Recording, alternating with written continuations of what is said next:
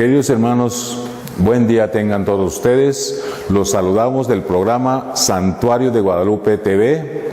En esta ocasión vamos a presentar el tema de la jerarquía en la iglesia. El hecho de que todos seamos hermanos no quiere decir que todos seamos iguales.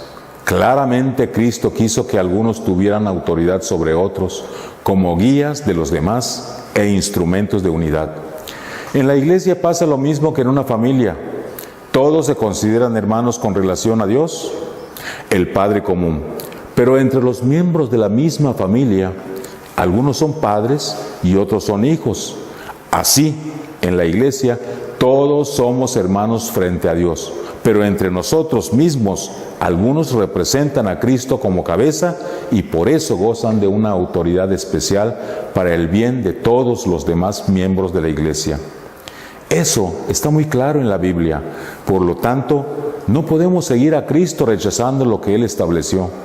La fe exige la obediencia a la voluntad de Dios. Por esta razón es un error decir, yo creo en Cristo y basta. Si crees en Cristo, tienes que aceptar su iglesia como Él la quiso y la estableció y no forjarte otra idea de iglesia ajena a la iglesia como algo puramente espiritual e indefinible, para después sentirte con el derecho de fundar tu propia iglesia. Mientras por un lado Jesús hablaba a las muchedumbres e instruía a los discípulos, de entre estos escogió a 12 hombres a quienes llamó apóstoles. Apóstoles quiere decir enviados, a cuya formación dedicó muchos cuidados. En Marcos 3, del 13 al 15 nos dice, entonces Jesús subió al cerro y llamó a los que Él quiso y vinieron a Él. Así constituyó a los 12 para que estuvieran con Él y para enviarlos a predicar, dándoles poder para echar a los demonios. Y en Juan 13:20 dice, el que recibe al que yo enviare, me recibe a mí. Y en Lucas 10:16 dice, el que a ustedes oye, a mí me oye. A estos 12 les dio poderes especiales. Les dio el poder de anunciar el Evangelio. Y esto lo podemos ver en la cita bíblica de Mateo 28, del 18 al 20, que dice, todo poder se me ha dado en el cielo y en la tierra. Por eso, vayan y hagan que todos los pueblos sean mis discípulos y bautícenlos en el nombre del Padre y del Hijo y del Espíritu Santo y enséñenles a cumplir todo lo que les he encomendado. Y yo estoy con ustedes todos los días hasta que se termine este mundo. Aquí vemos claramente cómo solo algunos tienen el poder de predicar oficialmente la palabra de Dios, contando con su asistencia y garantía. Cristo no dio el poder y la misión de predicar a todos los que quisieran. En esto hay una gran diferencia entre la enseñanza de Cristo completamente aceptada y vivida por la Iglesia católica y la manera de pensar y actuar de los hermanos no católicos, según estos, lo importante es predicar la palabra de Dios y por lo tanto todos tienen derecho de enseñar lo que piensan sobre tal o cual parte de la Biblia. Precisamente esta idea equivocada los ha llevado hacia la división y la confusión en la doctrina. La Iglesia Católica, al contrario, fiel a la voluntad de su fundador, siempre ha reconocido a los sucesores de los apóstoles el derecho de enseñar con autoridad, estableciendo la verdadera interpretación del dato revelado. En realidad, Jesús asegura acompañar hasta el fin del mundo la predicación de los apóstoles que se iba a realizar precisamente mediante sus sucesores. El segundo poder que Cristo les da a sus apóstoles es celebrar el culto de la nueva alianza. Y esto lo podemos encontrar en las Sagradas Escrituras, en Lucas 22, del 19 al 20, que dice, después tomó pan y dando gracias lo partió y se lo dio diciendo, este es mi cuerpo que es entregado por ustedes. Hagan esto en memoria mía.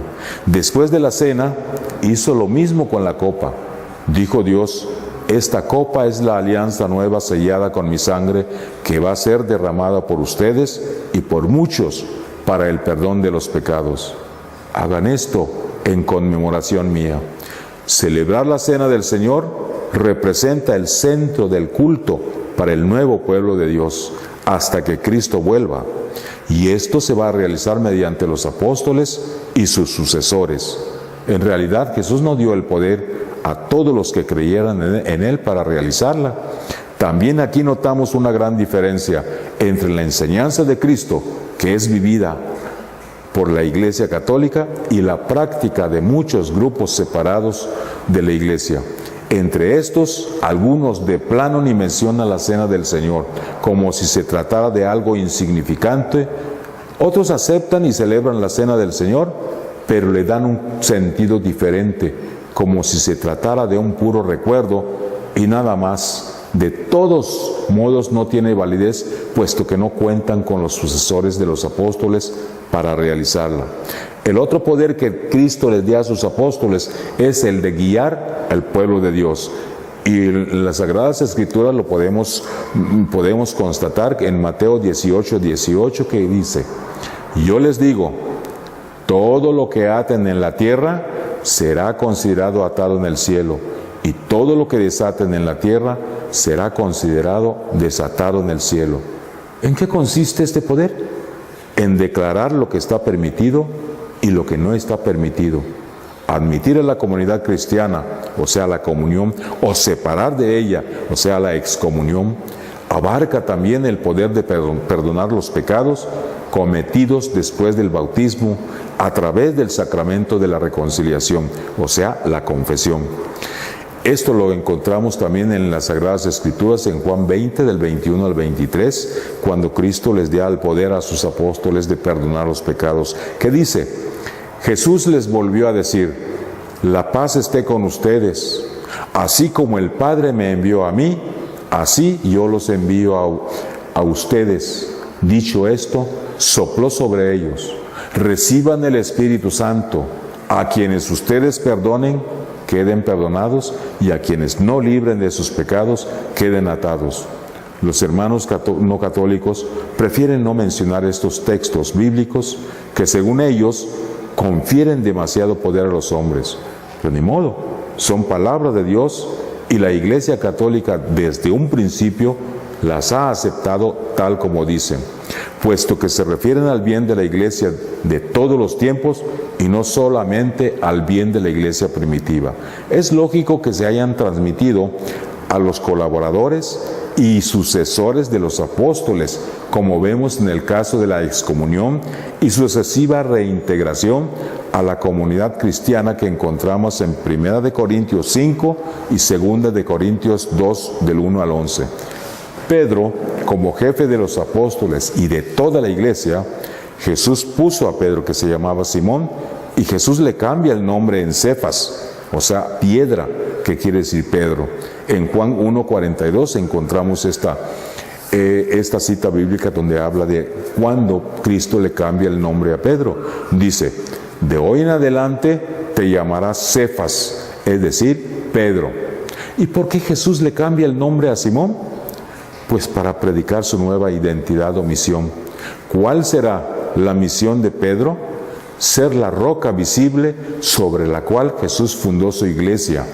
De hecho, Cefas quiere decir piedra, roca, peña. En Mateo 16:18 encontramos cuando Cristo le da el poder a Pedro de fundar su iglesia, que dice: tú eres Pedro, y sobre esta piedra edificaré mi iglesia. ¿Y por qué Jesús le pone este nombre a Simón y no le pone otro? Pues porque Jesús es la roca o piedra angular que está a la base de la iglesia. Pues bien, cuando Jesús sabía que se iba a ir de este mundo y quiso que Pedro tomara su lugar como piedra que tuviera que unir a toda la iglesia, empezando con los mismos apóstoles, que también son fundamento de la iglesia. Y en las Sagradas Escrituras lo encontramos en Efesios 2:20, que dice: edificaré sobre el fundamento de los apóstoles y profetas, siendo Jesucristo mismo la principal piedra angular. Y en Apocalipsis 21:14 nos dice, el muro de la ciudad tenía 12 cimientos y sobre ellos había los 12 nombres de los 12 apóstoles del Cordero. Aunque cada uno de los 12 apóstoles es cimiento de la iglesia, entre ellos destaca Pedro, que tiene el lugar de Cristo, la roca o piedra angular. El mismo Jesús le entregó a Pedro toda autoridad. Veámoslo en la cita bíblica de Mateo 16:19, que nos dice, y yo te daré las llaves del reino de los cielos. Todo lo que ates en la tierra será atado en el cielo, y lo que desates en la tierra será desatado en los cielos. Lo hizo también Pastor Supremo del Rebaño, con la misión de guiar y fortalecer a los hermanos.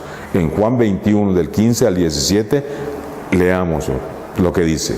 Después que comieron, Jesús dijo a Simón, Pedro, Simón hijo de Juan, ¿me amas más que estos? Este contestó, sí, Señor, tú sabes que te quiero. Dijo, apacienta mis corderos. Y le preguntó por segunda vez, Simón hijo de Juan, ¿me amas? Pedro volvió a contestar, sí, Señor, tú sabes que te quiero. Jesús le dijo, cuida mis ovejas. Insistió Jesús por tercera vez. Simón Pedro se puso triste al ver que Jesús le preguntaba por tercera vez si lo quería. Le contestó, Señor, tú sabes todo, tú sabes que te quiero. Entonces Jesús le dijo, apacienta mis ovejas.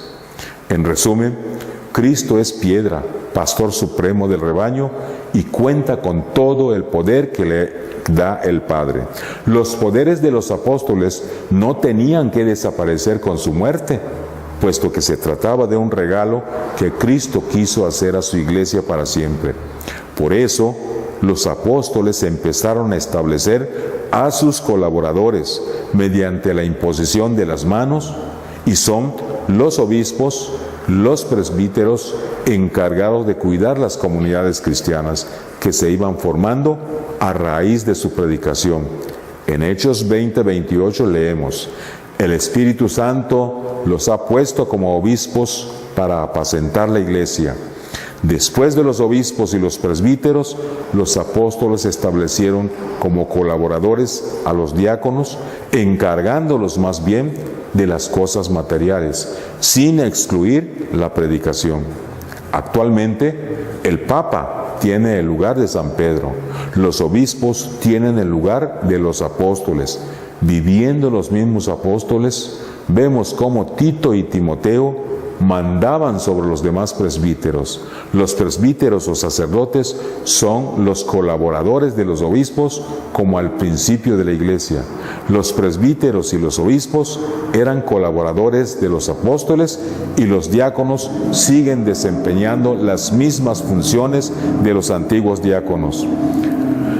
Todos los demás cuentan con, los falsos pastores, todos los demás no cuentan con los auténticos pastores que Cristo estableció para su iglesia, por haberse separado de la Iglesia Católica, la única fundada por Cristo personalmente, y que por lo tanto goza de toda la autoridad y asistencia del Espíritu Santo, aseguradas por Cristo. Una vez apartadas del tronco, cada grupo inventó su organización hasta hacerse bola, sin que sus pastores cuenten con aquellos poderes que Cristo entregó a los apóstoles y estos a sus colaboradores y sucesores. La misma Biblia habla de falsos apóstoles. En Apocalipsis 2:2 dice, yo conozco tus obras y tus trabajos, y sé que sufres pacientemente. No puedes tolerar a los malos, sometiste a prueba a los que se llaman a sí mismos apóstoles, y los hallaste mentirosos. En Hechos 19 del 13 al 16 nos dice, algunos judíos ambulantes que echaban los demonios trataron de invocar el nombre del Señor Jesús sobre los que tenían espíritus malos, y decían, te mando salir en el nombre de Jesús, a quien Pablo predica. Entre ellos estaban los hijos de un sacerdote judío llamado Escevas. Pero un día que entraron y se atrevieron a hacerlo, el espíritu malo les contestó: conozco a Jesús y sé quién es Pablo, pero ustedes ¿quiénes son? Y el hombre que tenía el espíritu malo se lanzó sobre ellos, los sujetó a ambos y los maltrató, de manera que tuvieron que huir desnudos y heridos. Queridos hermanos, de esta manera terminamos este tema. Muchas gracias por su atención.